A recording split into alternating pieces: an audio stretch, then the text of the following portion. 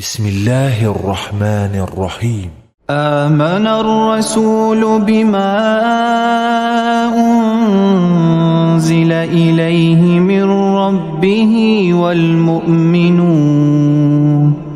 كل آمن بالله وملائكته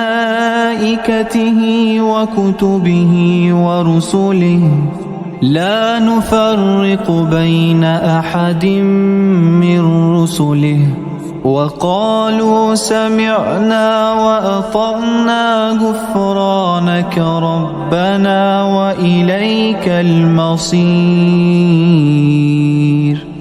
لا يكلف الله نفسا إلا وسعها لها ما كسبت وعليها ما اكتسبت ربنا لا تؤاخذنا